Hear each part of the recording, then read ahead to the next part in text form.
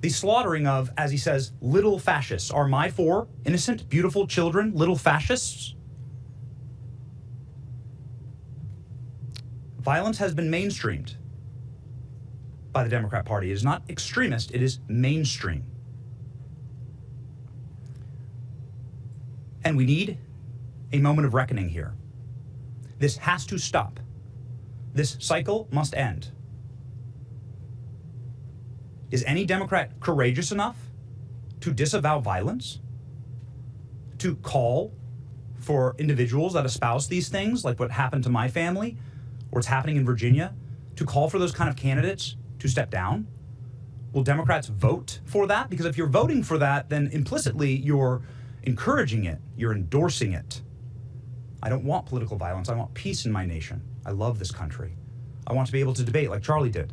I want to be able to raise my family in peace. That is our birthright. But you cannot make peace with evil as a Christian. You cannot unite with people who want you dead. I want unity in this nation. I want to be able to agree on more than what we disagree on. But for that first to happen, we must understand the battle. We are fighting good versus evil, darkness versus light.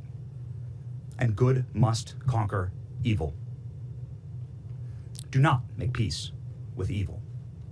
To that end, and in conclusion, I would like to thank federal law enforcement, Pam Bondi, Kash Patel, Dan Bongino, the FBI, the DOJ, the Tampa Police Department, the detectives here, with absolute pinpoint accuracy, professionalism, courtesy, swift and tact.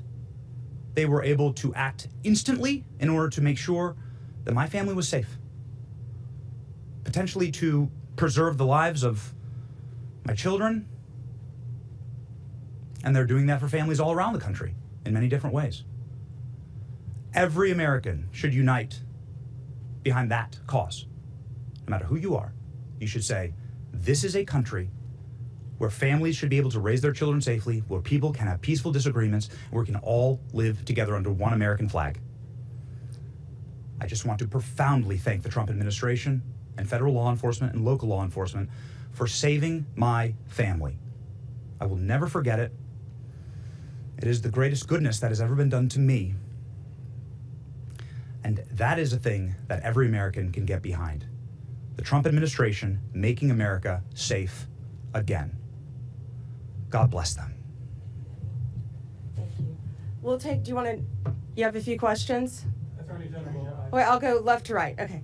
Attorney General, I do know that it's unfortunate what happened to your family in that letter, but he just described that this is solely put on by the Democratic Party. Do you see it that way, that this is something that is caused by the Democratic Party?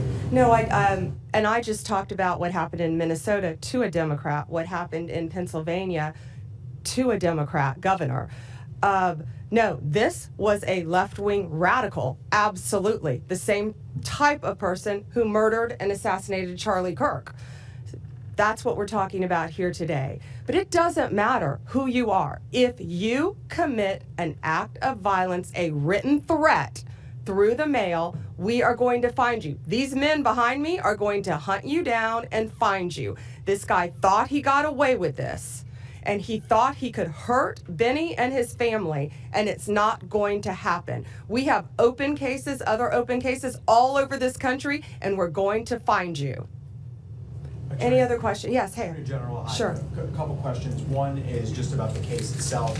Does this fellow, was he found to have any means of carrying it out, and did he have firearms available to him? This is an ongoing investigation. The man is in custody. I will defer that question until the appropriate time, because it is still very much under investigation and following all the leads that we possibly can. And that's a very good question. I wanted to ask also, Sure. just during Charlie Kirk's funeral, the president said, I disagree with Charlie. I hate my opponent. I don't want the best for them. Would you encourage the president, just given what we're talking about here and the seriousness and how people take every word and use it to reinforce their preconceived notions about people. Someone crazy could act on words like that. Would you encourage the president to not say things like The that? president said nothing about violence, absolutely nothing. And that was in response, I believe, to amazing Erica Kirk talking about her forgiveness. And he was saying how brave and bold she was and how difficult it is to forgive the person who assassinated. No, I'm not worried about that because that was not said. That was not said. No act of violence was said.